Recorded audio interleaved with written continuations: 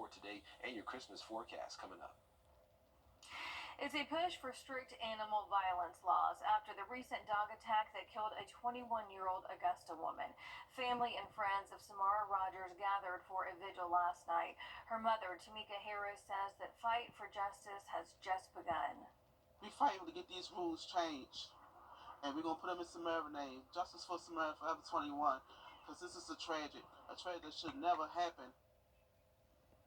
That vigil comes as new details emerge in this investigation. Your Audrey Dickhurper joining us now live in the newsroom with what we've learned about. 55-year-old Charles Blackwell was arrested and charged with involuntary manslaughter after two dogs attacked and killed 21-year-old Samara Rogers Wednesday morning. And documents from Richmond County Sheriff's Office show us that Blackwell is no stranger to Augusta Animal Services. Neighbors in the Ira Road area told us the dogs in the area have a history of aggression, but Richmond County Sheriff's Office tells us there are no record of incidents at the home the dogs were taken out of on Ira Road. But we asked Animal Services for any reports with Charles Blackwell listed as the owners. We got a paper trail going back to more than a decade. Some of the reports have a different location, but the common theme here is Blackwell's name is listed as the owner responsible. The most recent case took place just within the last year. A 2023 report states a man was jogging when 4 dogs bit and attacked the jogger. 2 dogs and 7 puppies were taken away by animal control. In the 2020 report showed there was another bite case involving a 12-year-old was bit on the leg. A third report from 2019 involves a dog biting someone at a Family Dollar. Mentions officials recommending euthanasia of the dog Gator, who they say was named in the 3rd known bite case. And then a 2018 report accusing Gator of biting a man's leg. All right, a lot of information there. We are working to learn the status of the dogs involved in this case, and of course, we'll be keeping you updated on that. Thanks for uncovering a lot of those details for us this morning, Audrey. Today, Augusta. Time now 6:05 as we're working to learn the name of a deadly crash victim in Orangeburg County. South Carolina Highway Patrol says it happened on Redmond Hill Road near Magenta Highway Saturday night. Officials say the driver ran off the left side of the road and hit a tree. A homicide suspect is now in jail this morning in connection to a shooting near Dogwood Terrace back in April. 28-year-old Dominique Beal is right there on your screen. He was arrested Friday for the shooting death of 19-year-old Michael Jones on Bolt Drive April 1st. 27-year-old Denzel Shaw was wanted for questioning in this shooting. We are working to find out if his warrants are still active. A domestic violence suspect is in jail after a multi-agency law enforcement search in Saluda County Friday. 36-year-old Michael McCormick is on your screen right there, and officers say that they found him close to where that incident happened, but he ran away with a gun. They say McCormick used that gun during the incident. Officials say the hunt lasted for nearly an hour. Those who knew a Kennesaw State graduate and teacher killed in the school shooting at Abundant Life Christian School are reflecting on her life. 42-year-old Erin West graduated from Harrison High School in Cobb County. Then she graduated from Kennesaw State University in 2005 with a degree in early childhood education. A student at the school remembers West as a great person who was looking forward to seeing her daughters grow up. How she would do anything for anyone at our school because she loves everyone at our school, and it's just, she was such a good person. Officials say that West and a 14-year-old student were killed by the teenager shooter. 6 others were injured. The latest update says 2 students are in the hospital. Work continues in Columbia County on a major healthcare expansion. The new hospital and a new emergency room are expected to open within the next 2 years. Now, right behind me is showing the progress on the new Wellstar MCG hospital. Healthcare leaders say it's ahead of schedule with an expected completion date of 2026. Leaders at Doctors Hospital say its emergency room on Bel Air Road is expected to be completed by the end of 2025. The chief executive officer says these additions are going to help make healthcare more accessible in the area. We have many patients that seek care here at Doctors Hospital who are current residents of Columbia County, and we're excited to be able to bring services closer to home for them, to reduce travel times and to be able to provide the same high quality care that they currently receive in our emergency department right close to home in Evans. Jobs have not been posted for either facility. However, Doctors Hospital says if you're interested in a job, you can visit their career page. A bipartisan group of lawmakers want to give workers across South Carolina more time to spend at home when they welcome a new child to their family. State House reporter Mary Green has those details. Just over 2 years ago, paid family leave for state employees went into effect across South Carolina, and it was expanded not long after that to also include public school teachers. Now, some here at the State House want to see this offering expanded once again. It's just good policy to have as a state. I think when your employees are happy, they're more productive. Representative Beth Bernstein is the lead sponsor of a bill with a list of bipartisan co-sponsors to expand South Carolina's paid parental leave. Right now, state employees and public school teachers who give birth to a child can take up to 6 weeks of paid leave within a year of the child's birth. This bill would double that time to 12 weeks. Non-birthing parents, including parents who adopt and foster, can now take up to 2 weeks, but that would increase to 4 weeks. We're supportive of this issue because nobody should have to choose between their paycheck and their health, and every week that you have access to paid parental leave improves outcomes for both the parent and the child. Lawmakers will be able to take up this bill and others when they begin a new legislative session here next month. Reporting from the State House, I'm Mary Green. More than 1,700 state employees have tapped into paid parental leave since it first became available about 2 years ago. That's according to the South Carolina Department of Administration. A new cell phone policy will be in effect for Aiken County students when they come back from school winter break. It bans the use of phones and other electronics during the school day. Now, there's been a lot of talk on both sides of the topic, especially since the recent school shooting in Wisconsin. But Superintendent Corey Murphy is standing firm on this decision. I'll share with parents that their kids are just as safe as we were when we were going to school. We just didn't have cell phones back then. We encourage parents, if they have a need for questions, they can call the main office. And if we ever have a need to send that information, we can send that out very rapidly with our all-call system. Dr. Murphy also speaking with us about the work happening at North Augusta High School. It includes a road widening project that is impacting traffic. Murphy says it's going to be complete by April 4th, and he says the county is on track and under budget with that project. Hundreds of millions of people expected to hit the air and road for holiday travel, but weather is going to be a roadblock for thousands of people. We're going to have more on that right after the break. And it's definitely a cold start outside for this morning. We're looking at temperatures in the 30s all the way through at least 10. Lots of sunshine out there. We'll look at your forecast again coming up next.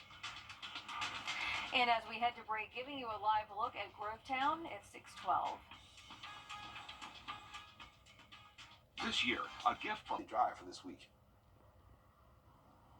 AAA is expecting a record number of more than 119 million people nationwide to travel for the holidays. You're taking a live look right now at the FlightAware Misery Map. Winter weather is hampering travel plans with thousands of flights delayed. Naomi Ruckham reports from New York. The mad dash is underway as millions of Americans head home for the holidays. The airport has been fine so far today. Doesn't seem too hectic. TSA expects to screen nearly 40 million passengers from December 19th through January 2nd, a 6% increase from a year ago. It was a little bit of a hassle to get packed and ready, but there's also a magic about the holidays that makes it exciting to travel. But for some in the Northeast over the weekend, snow and frigid temperatures put a damper on travel plans. The weather delayed us. Our gate changed about 14 times in the span of 15 minutes. Cold, wet weather also snarled traffic in the Northeast. I don't think we were expecting this much. With 107 million Americans expected to hit the nation's highways, according to AAA. More snow and freezing rain is expected in parts of the Midwest and Northeast early this week. Storms are also expected to dump rain in the plains and out west, and flurries in areas of higher elevation.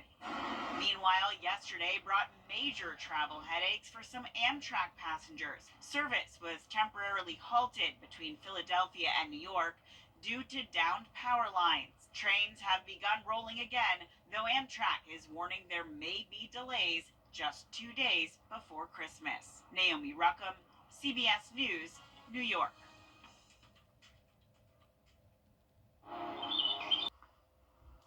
Is a push for strict animal violence laws after the recent dog attack that killed a 21-year-old Augusta woman. Family and friends of Samara Rogers gathered for a vigil last night.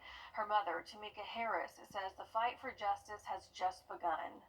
We fighting to get these rules changed, and we're gonna put them in Samara name. Justice for Samara Forever 21, because this is a tragedy that should never happen. That vigil comes as new details emerge in the investigation. You're Audrey Dickherber joining us live in the newsroom with